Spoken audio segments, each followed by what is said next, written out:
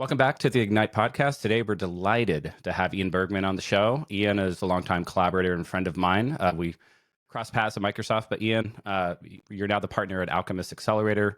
Why don't you give the audience a quick intro about yourself and what's your story, Ian? What's your deal? Brian, it's so good to see you. Thanks for having me. Oh man, I hate that question. My story, my deal. I like, I feel like so many of us in the startup ecosystem are just curious nerds, right? And that's certainly how I think about myself. I like geeking out on tech. I realized a lot of people around me are building a lot of really, really cool things. And I like being part of it. And so that's kind of brought me to the startup world. I got here through a bit of a circuitous path. I co-founded a startup straight out of undergrad. Didn't realize at the time I was co-founding a startup, like in any sense of the way we think about it, kind of in Bay Area or venture startup. But I got to learn a lot of the painful lessons and realized the founder path is incredibly hard. So, what did I do? I said, I want better food than ramen. So I went back to grad school, ended up at Microsoft, building tech in a megacorp for a while. But yeah, I did find my way back into the startup world, and I've been an investor and operator with Alchemist Accelerator, which is one of the top enterprise-focused tech accelerators in the world for the last couple of years. And yeah, it's super, super fun, and it's great to be here. Thank you so much. That's a great intro, and there's so many awesome things we're going to talk about. I could barely wait to start the show, but let's just dive into accelerators. For the audience, maybe there's some founders out there that are listening to this podcast and they're like, should I do an accelerator? How do you know? Yeah. I get that question a lot, and it's a good question, both because, it's one that founders do struggle with and should struggle with. It's a really important question. It's also one where, the world's changing. So I talk to founders that are taking their second, their third, their fourth kick at the can and are asking that question and, are asking, hey, like, what's the role of accelerators in the world versus 5 years ago, 10 years ago, 15 years ago? And so, for me, the answer to that is actually fairly simple. Like when you're a really early stage founder, there's a couple of things you're paying attention to. Capital requirements are certainly one that seems to come up a lot and drive the founder conversation. Like, I need to pay my team. I need to feed myself. I need to grow the business. But the other is, do I have a business? And for me, a really good accelerator, like what are they doing? They're accelerating you towards something. And that something, in my point of view, most of the time is data-backed conviction that the problem you're solving in the world is one that people care about, that you know what it is, you can articulate it, and that they're willing to invest, they're willing to change behavior, they're willing to spend money to solve that problem. Because that conviction is what you need to go raise that seed round, to go raise that institutional funding, to go build out your team, to go actually invest to validate product market fit. So, should people do an accelerator? Absolutely. If you feel like you're struggling to articulate to others that energy, that conviction in your head, and you feel like you need help, you need experts, you need people who have been there, done that. You need to be able to connect with customers, you need to be able to connect with partners to say this is worth doing. So it's kind of like asking, should I go practice basketball before I go to the game and play basketball? You probably should go to practice. Or you should definitely go to practice, but I'd actually take it a little further. Like I like that analogy, but like an accelerator is not just practice. It is real world, at least the good accelerators, right? Yeah. It is the game. So it's kind of like, should I bring a personal coach with me to those first few games, right? Or should I just YOLO it? And, when is a company or a potential startup too early for an accelerator, and when are they too late? Yeah, awesome questions. And again, I think you're going to get a lot of answers. But for us, for us at Alchemist, we do tend to look for a little bit of revenue, product in market or kind of proxies. And I say a little bit, like I think, we like a few thousand a month, but we will of course make exceptions. But for me, you're too early for an accelerator if you haven't started to build anything yet, right? There are wonderful programs. There are wonderful resources out there for people who are looking to simply validate an idea or build that first prototype. But an accelerator, especially an accelerator like Alchemist, is all about proving that you can get commercial traction against the problem that you've had. So, you have to have built something. You have to have tried it with people, with humans, with customers somewhere, and have some learnings from that hopefully say you're pointed in the right direction. Yeah. And then you're ready to accelerate. Now, the too late is kind of an interesting question as well. So we certainly do have companies that have come into the accelerator that have raised seed or even Series A rounds, although that's extraordinarily rare.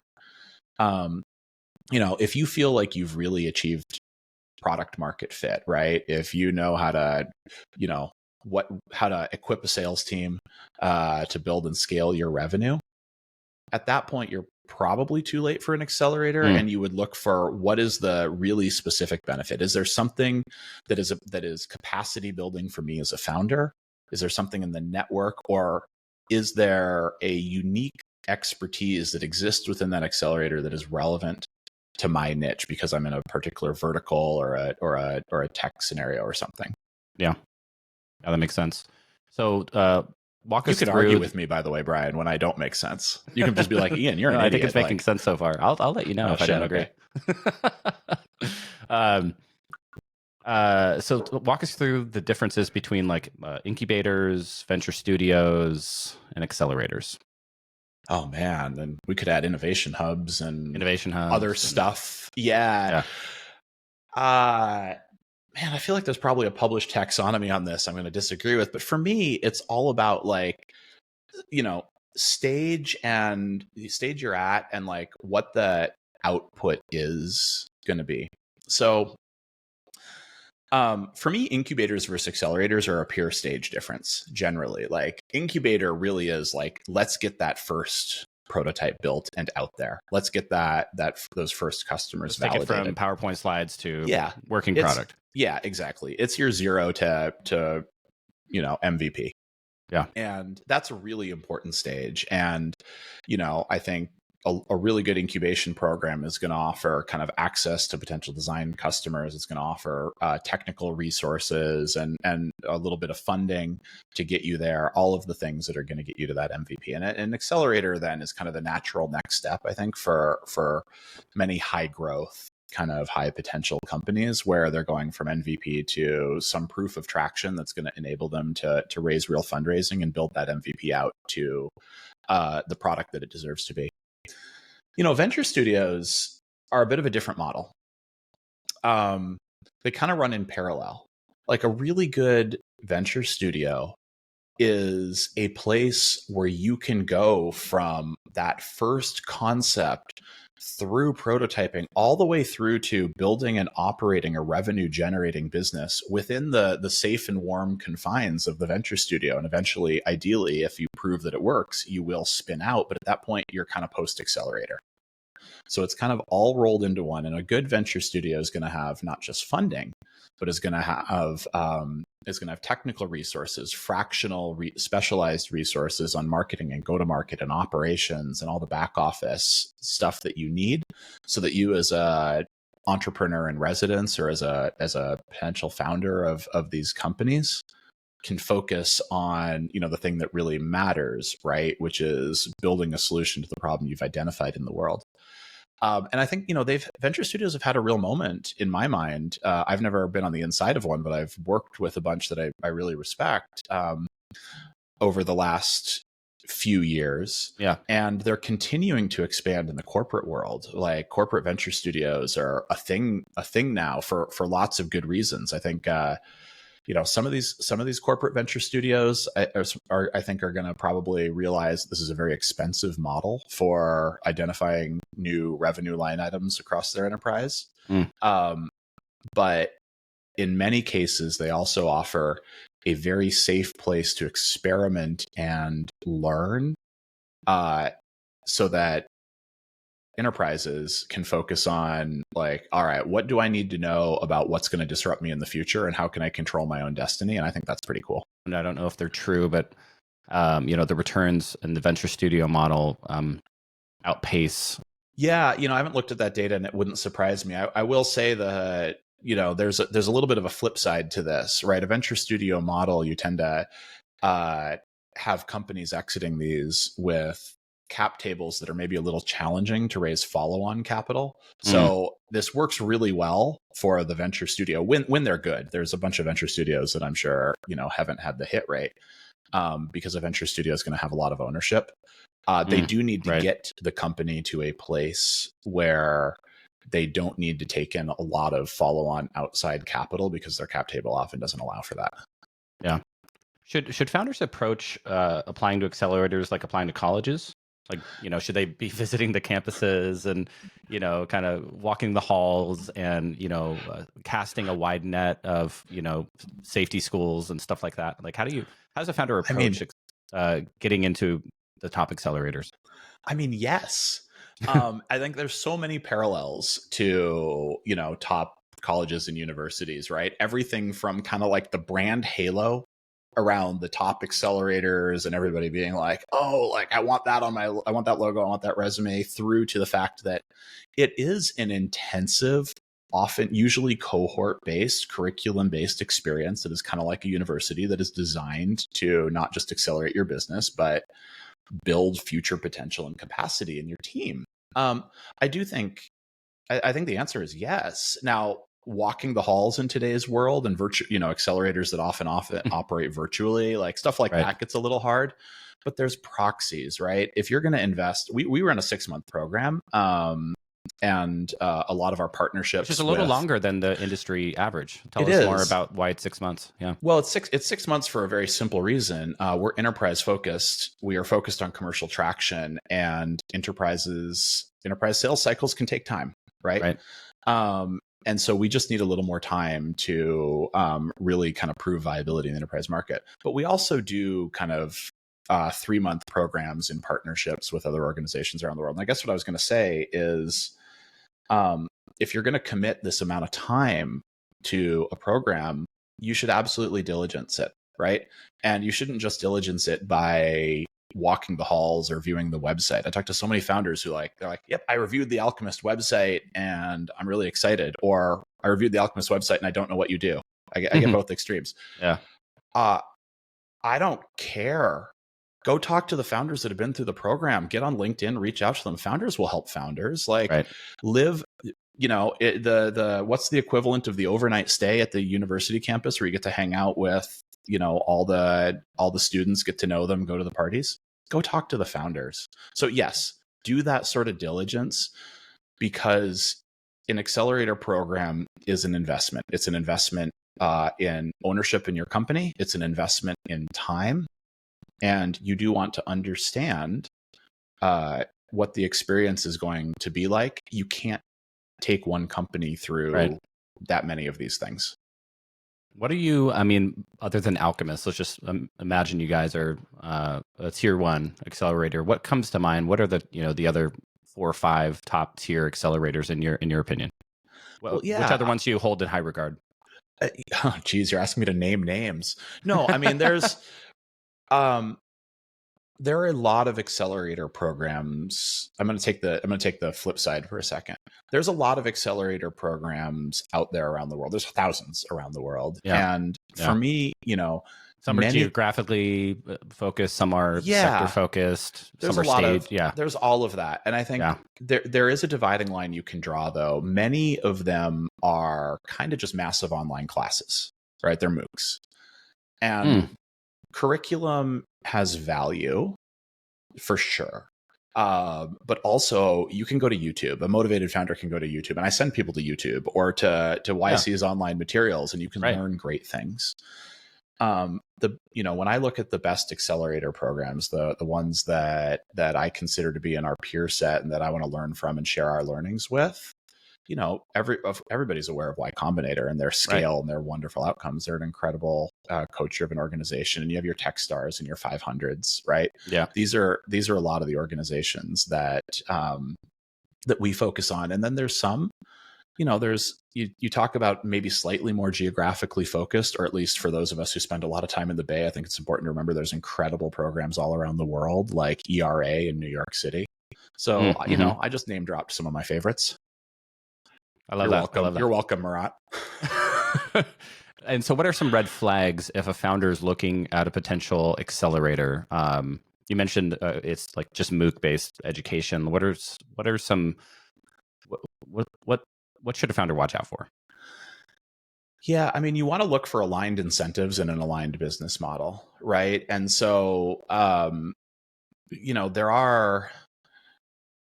there have been a bunch of kind of, I'd say, accelerators that haven't worked out, that partly because they've had a business model where they couldn't sort of sustain their own operations, and they tried to take a tax on the founders and things like that, don't work. So you really want to look at, like, what are the incentives and the alignment. But the biggest red flags for me are a lack of advocacy or testimonials from people who have gone through an accelerator in the past. For us, we have two kind of like sacred metrics that matter in all the programs, at least that I run and think about.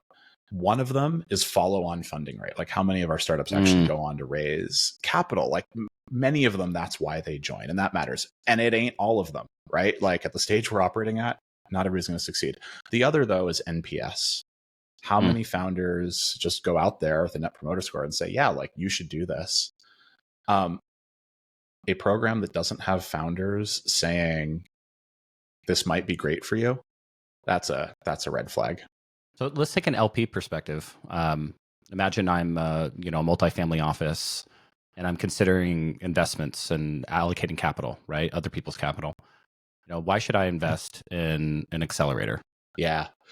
I mean, for me, from my perspective, there's financial and strategic reasons, right, to consider investing in an accelerator. And they're both actually really important.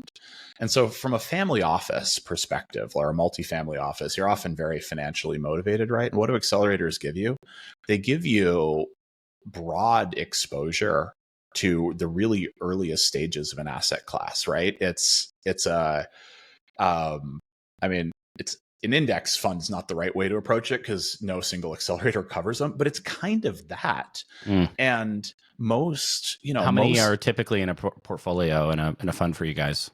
Well, so we do our total portfolio is a bit over 600 over the last 10 years. We're making about 60 investments a year, I think, is the way to talk about that at our scale. And there's different sizes and scales by different programs. But there's a significant geographic diversity. They're from all over the world. And in our case, we're enterprise focused, but we're otherwise sector agnostic. So there's sector diversity. So you really do get this kind of broad-based exposure to potential winners, and you get access to, you get in on companies you may want to do follow-on checks and direct checks with, if you happen to be an LP that writes direct checks at a later stage. So I think there's that. The other, the strategic reasons, there's a lot of strategic reasons that corporations or family offices or others may engage with an accelerator as well. And I think it's actually really important not to undervalue those. The amount of insight that you get into what's coming, the ability to direct the resources of an accelerator into thematic areas that you care about, I think are highly valued by a lot of the LPs that I talk to. Let's put our VC hat on. So what should VCs like myself and others know about accelerators, Alchemist, starting with Alchemist, but just generally? I mean, let's start with Alchemist. Alchemist founders are the best founders in the world, so invest in them. I'm only half joking. I mean, they're the selectivity of programs like ours is extraordinarily high. It is akin to kind of Ivy League university rate selectivity, and so that pre-filtering, I think, is really important for VCs. And I think 10 years ago, that was actually one of the primary functions of an accelerator in the world, right? To aggregate incredible deal flow and present it to the best VCs. There's more transparency in the ecosystem now. It's easier for VCs to kind of get access to startups and deal flow from all over the world. And so I think that's a smaller percentage of the value we offer, but it's real. Like, the thing to know about an accelerator, whether it's us or others, as a VC, is that it gives you an opportunity to get early looks at a broad swath of incredibly high potential founding teams. Yeah. And it also acts as a platform to help give an outsized chance of success to the teams that you have conviction in. And that for us is, I think, a increasingly important value proposition, right? Especially for early stage VC investors.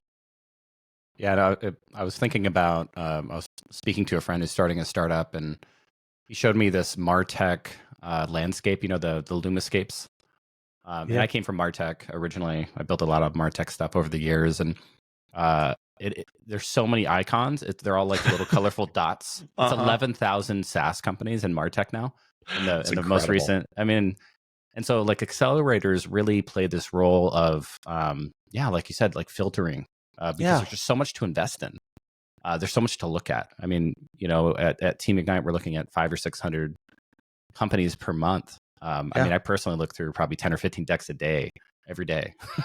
I mean, and that's an amazing, I mean, by the way, like that's an incredible volume. Like you're clearly getting access to a lot of interesting deals. I mean, you're not obviously investing in all of them, but you're getting access to a lot and they're interesting. And, you know, I don't think any VC, I would never say any VC should outsource their deal flow and diligence process to third-party organizations, right? Oh, never. Yeah. But I would hope that if you're looking at 600 a month and 10 of them are coming from us, that there's just that added little bit of, hey, like I should look at this company. I don't know. You've met some of our companies. Yeah, absolutely. I think signal quality, right? Signal to noise ratio is much higher coming from a reputable source, you know, a friend, a colleague, a former partner.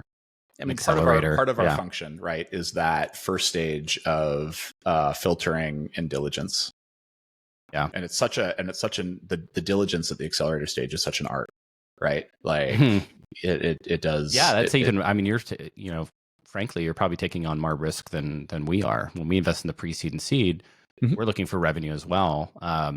You know, a product and market, post-launch, post-rev, but accelerators in a lot of ways are almost like angel accelerators, right? It's kind of in the angel phase of the company. Yeah, I mean, we're often or usually first check in, like, and it's, you know, and it's a small kind of angel sized check, and I think I think that's a fair analogy. Yeah, love that. So let's talk about cloud channels, cloud marketplaces. Why does AWS just continue to win? You know, like we both came from Microsoft. You worked for Microsoft for startups.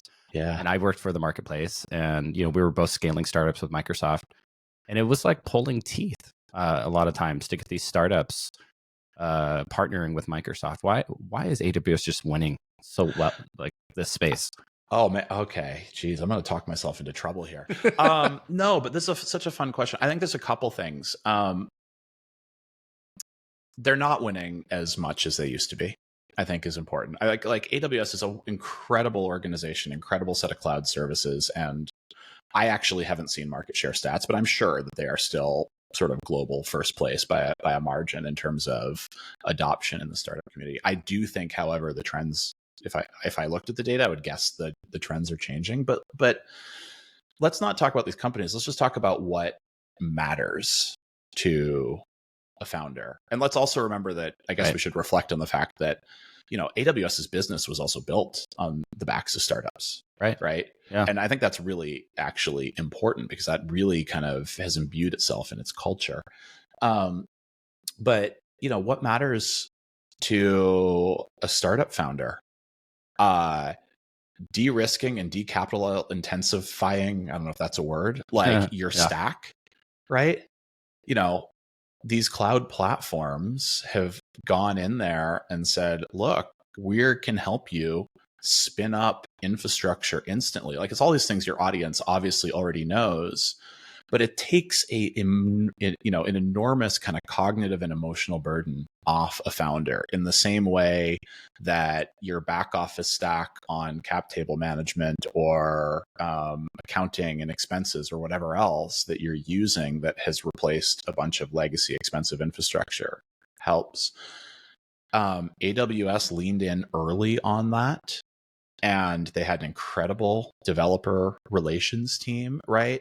They did an incredibly good job of sitting alongside founders, helping them understand and just being helpful. And they were first. And I think all of the major tech players that lean in with that help first mentality really help. And then what's the second thing that really matters to a founder?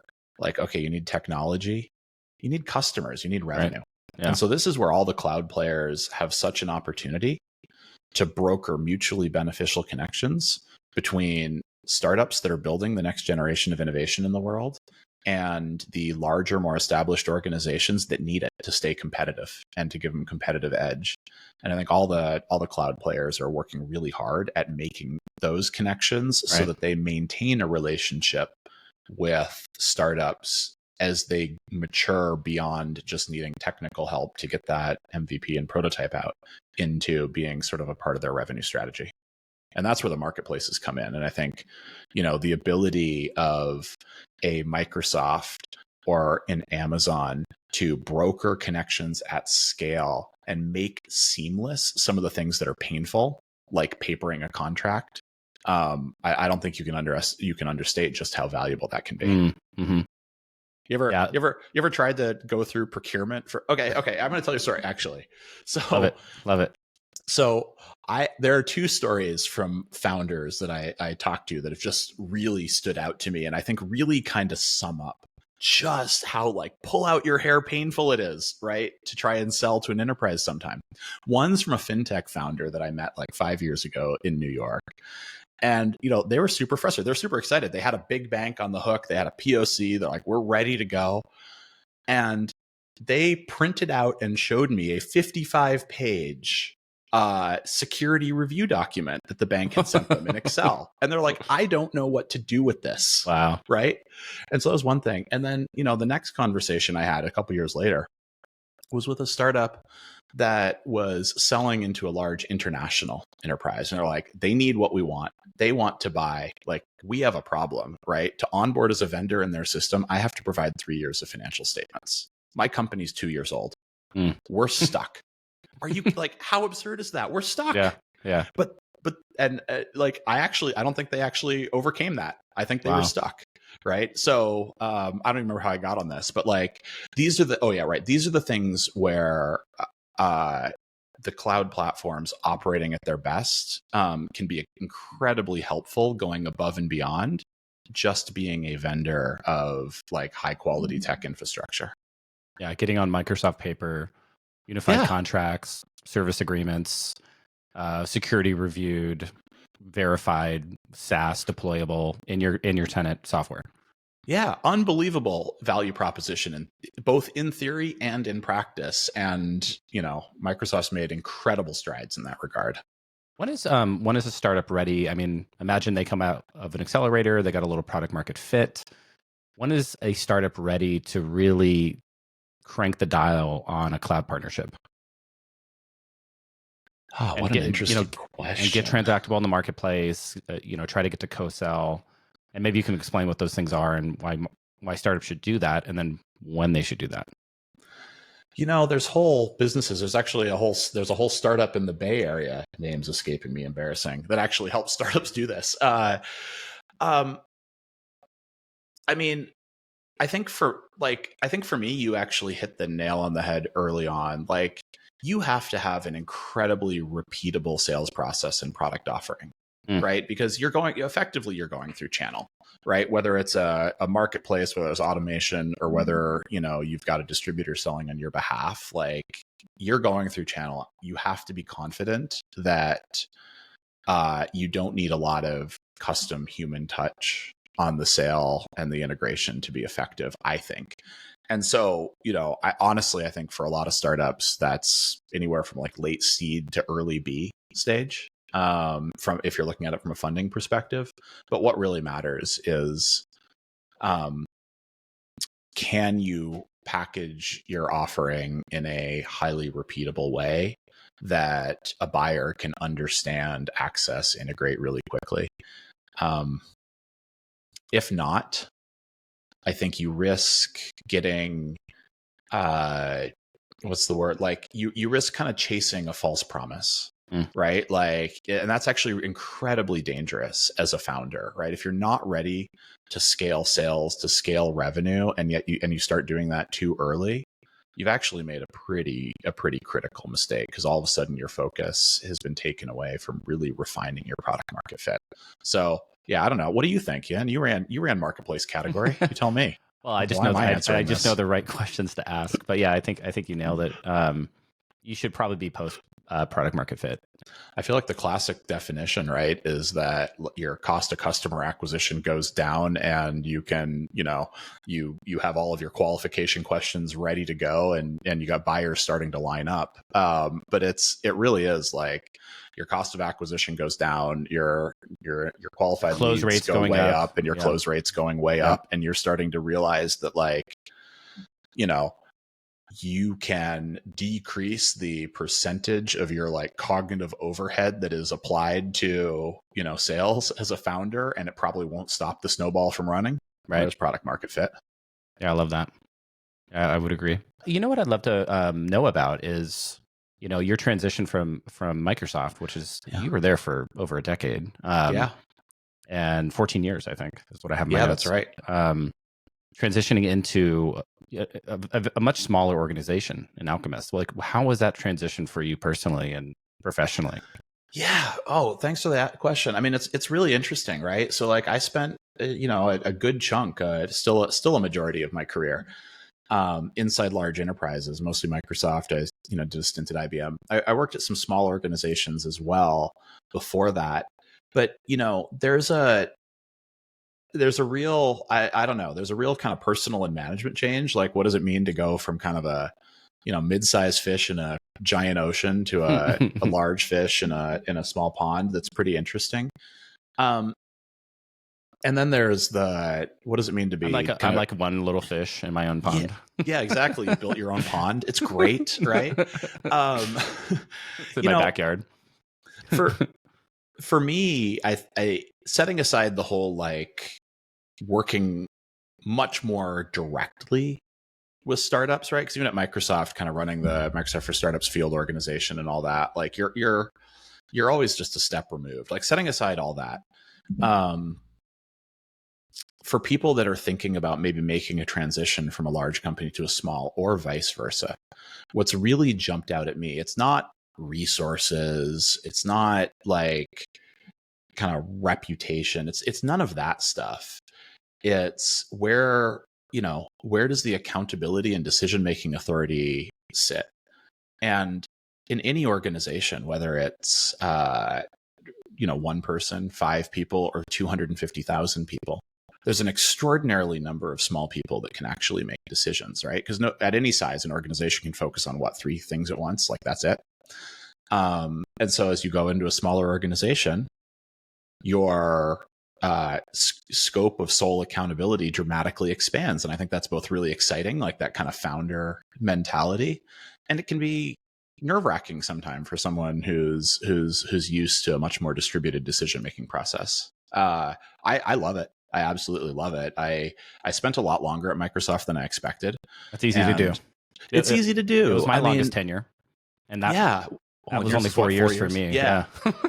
Well, it is easy to do. And I think one of the things that in the startup community is, I think, underrated about a place like Microsoft, and there are, of course, many other great companies like that, is just how different each job can be within the company. And, I was working on channel marketing stuff early in my career. Like, I barely knew what it was, right? And then I was working on hardware, and then I was working on cloud, and then I was working on startups, and fundamentally different jobs. And that is intoxicating for somebody who is just, eternally curious and, always wants to be learning. Yeah. What would you give 25-year-old Ian if you could send a message back in time? Oh man. What would you tell 25 mid 20s Ian? I love that question. And I would pass on what I do think is the best piece of advice I ever got from one of my mentors, an incredible woman executive, still at Microsoft, who was my boss for a number of years. and became something of a mentor. And unfortunately, I didn't get this advice until I was in my 30s, but I would have really liked it at 25. And that is like, go sit at the table. And what I mean by that is, go participate. If you want to be part of a decision, if you want to drive a project, go do it, right? Nobody is preventing you from doing that but yourself. And it was maybe the most eye-opening like mentor conversation I ever had. I don't remember what I was complaining about. I was complaining about something, and I was like, and I was like, I didn't agree with this decision that was made, and I tried to make my argument, and she just looked at me. She's like, "Why weren't you at the table?" And I was like, "I don't know." Yeah, blew my mind. We're talking about Gina Jorgensen, the legendary Gina. Legendary. I'm actually not. Gina Jorgensen is legendary and is absolutely an incredible manager. In this case, I'm talking about Roanne Sones. She actually gave me this advice. Gina gave me a whole bunch of other pointed advice that has shaped me a lot. I don't think I'll share that here. But she's amazing. But yeah, in this case, it was a woman named Roanne Sones. Oh, love that. How do you think venture capital accelerator startups are going to change in the next 5 to 10 years? No idea. You tell me, man. You're a VC. Well, look. Let me set the context for that, right? Wherever we are on the Gen AI hype cycle, I think what's clear is that you have sort of an emergent platform, a ton of opportunity, and also base capabilities are iterating so quickly, it's hard to know where to invest. So we have our own sort of thesis around that, but it's challenging. It's clear that white collar work is about to change significantly. And I think, again, like there will be disruption, but for the better. And a lot of the work in venture, I mean, this is white collar, highly analytical work. And so what does it mean that the tools potentially get a lot better? I think about, I think my first exposure to an attempt at real predictive data-driven investing was when I met SignalFire a number of years ago, and I haven't caught up with them in a while, but it was really cool at the time. I was kind of blown away by all of the data signals that they were integrating and using to inform their investment decisions. And, now that looks like somebody sitting there with a slide rule, right? Compared to at least what we think tech is capable of today. The reality maybe is a little different. Yeah. So I have no idea, man. But here's what I do know. I think tech is enabling more and more people to be creators, whether that is creating and building companies, whether that is creating and building content. I think it is reducing the cost and the cost and the barriers to entry for kind of doing whatever your imagination says. I don't think that changes. I think that risk capital is really, really important to feed an ecosystem like that. So I don't think that changes. Beyond that, I have no idea. You tell me. Yeah, I think over the very long term, everything looks different as it is, right? I think with AI automating increasingly, most of our economy, I think we're kind of left to be creators of podcasts and stuff like that. I think we're just talking to each other about cool stuff and creating things. So I think we probably go through like a spiritual and artistic boom in our society in the next 10 years. And I think you're starting to see that. So the barriers to creation are dropping. And that includes SaaS, right? I think, in the long history of SaaS, you can look back at the internet. The internet enabled software to be delivered over electronic wires, and fiber optic wires, whatever. Cloud enabled a couple kids with a laptop to create whatever they wanted in software. And that kind of sprung up angel investing and accelerators, right? That became a thing about 10 or 15 years ago. And now AI is eating software, right? Yeah. And so it's just generating more software, creating micro VC opportunities like our fund, like what we do. So I'm going to jump on that because I think that's actually a really interesting point. I do think that as you get, I'll say one thing.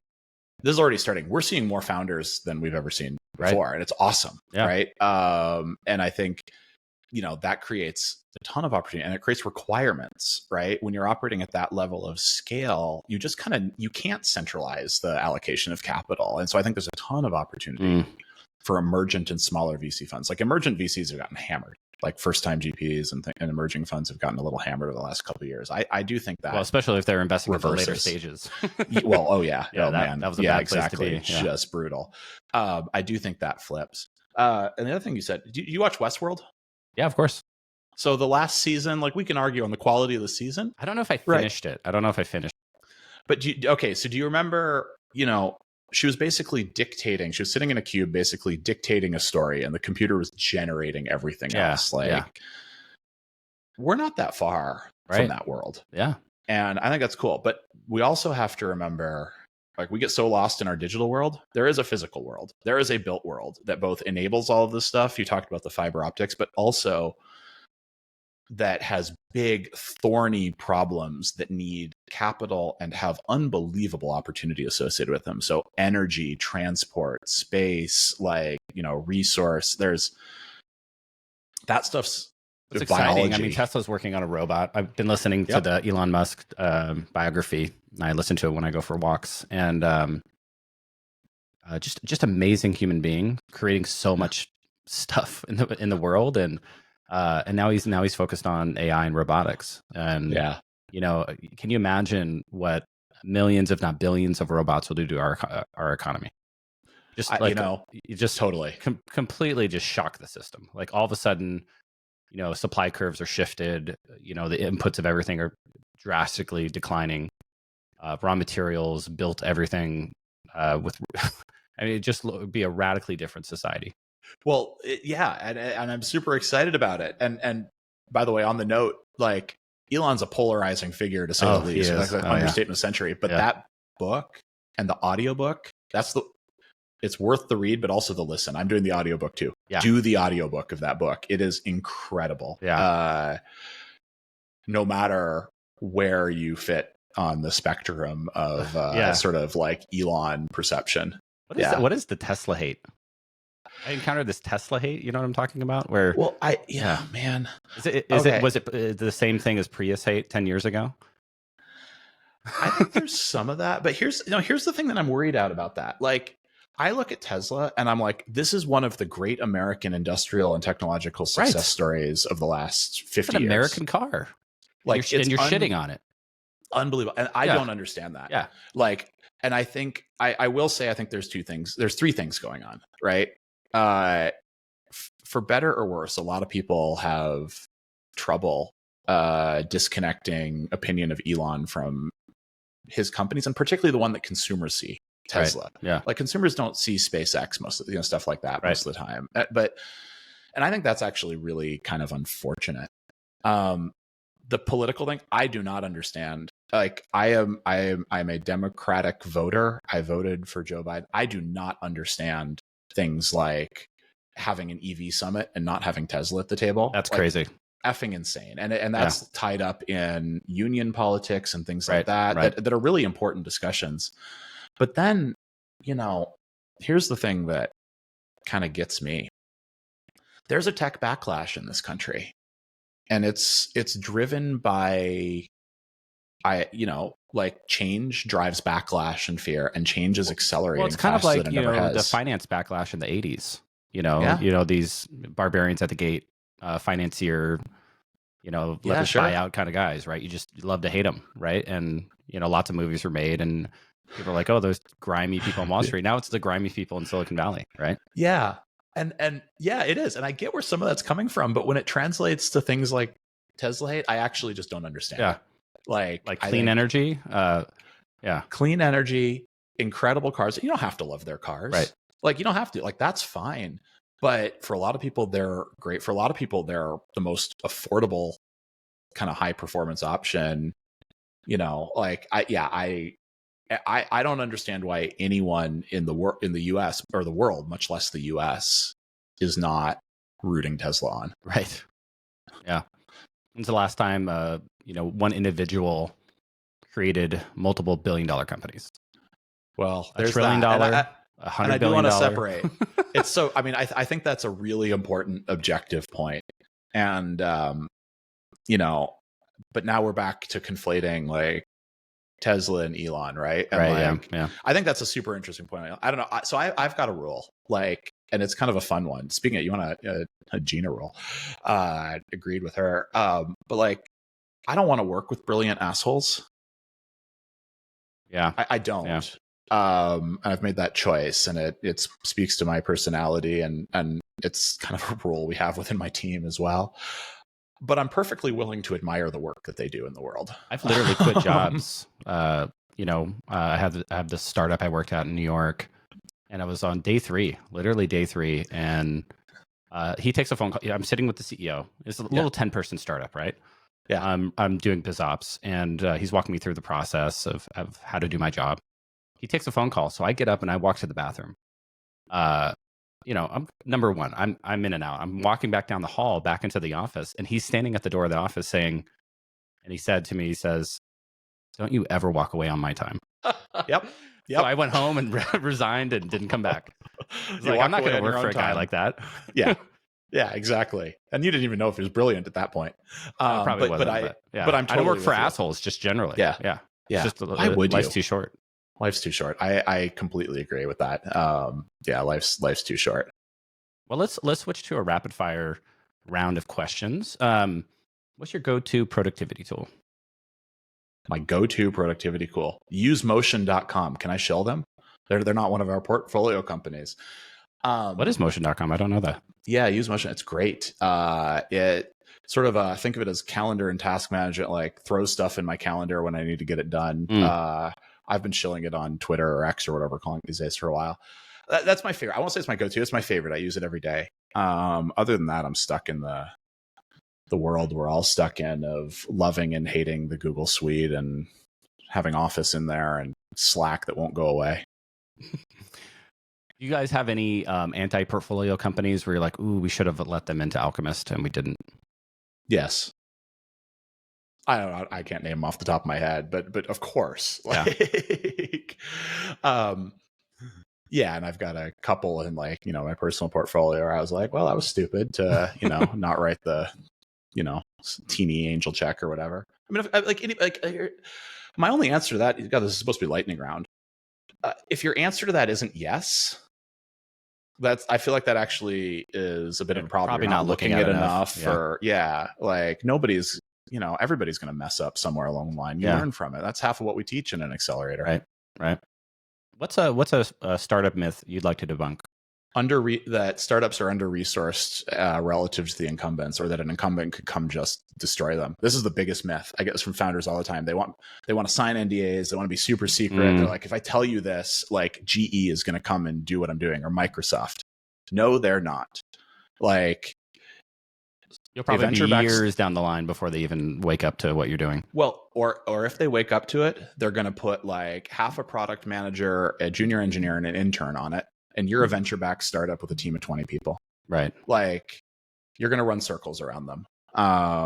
And like don't worry about the incumbents. Execute. And if you execute, like, the incumbent might buy you, or you're going to disrupt them. Yeah. Love that. What's one book every entrepreneur should read? Hard to choose just one. Well, I mean, there's so many. Like, I really liked The Mom Test. This is a crummy answer. I may come back to you with something to put in the show notes. Because I mean, I'll say, here's the other thing. Like, I don't get my knowledge from books. I think the important, like, the one thing though is you'd better be plugged into the fire hose of tech discussions somewhere, right? Whether you're on Hacker News or X, or like, you had better be reading. Oh, I love this debate, books versus kind of the tip of the spear podcast articles, right? Because what I found, I've read hundreds and hundreds of books over the years. I was an avid reader. I found recently, it was like literally probably in the last like 5 years, I was like, books are just out of date. They're just not relevant. I mean, it's fun to read historical books and biographies and stuff like that. But if you're in tech, you want to be in the fire hose. You want to be. I'm looking at my bookshelf, to see what I should grab there. Yeah, I mean, look, there's a learning style thing, right? Like, books are incredibly powerful ways to sort of like convey a framework, an educational model, the theory. Yeah. Right. Like putting a point in time stamp on the theory is important. But yeah, you're not going to read a book that's going to inform you as a founder how to navigate what's changing in Gen AI. Like, you'd better be on Ben's Bites, right? Last year and large language models could be the title of the book. Exactly. Yeah. Yeah. That's funny. If you could have dinner with any tech leader, past or present, who would it be? What a sweet question. You probably sent these to me in advance and I did an answer. Yeah. You've had these for weeks, Ian. You should have prepped better. There you go. I should have been the tech. No, but it's such a good one because like, there's so many. Yeah. And I think like, I can't decide. I mean, like, Musk is such an obvious answer in so many ways. I think that would be so much fun and maybe a little disheartening. But, you know, I'm thinking like Ford. You know, like just a couple brilliant insights, but also relentlessly driven. One of those two. Yeah. Do you think Elon in 100 years will be looked at as even larger than Henry Ford in his impact? Yeah, I do. Yeah, me too. I really do. On the foot, but I think he can do that in mists of time. I think he'll be looked at as kind of the father of kind of what is known as modern society, and you know, that's assuming we get to space. Right. Yeah. Well, this has been an amazing conversation, Ian. Thank you so much for hanging out. Yeah, thank you. Thanks for coming on. Dude, thanks, Brian, for having me. This is super fun. I love getting caffeinated, prognosticating. We love working with you at Ignite and wish you the best of luck. Likewise. Thanks so much. Cheers, man.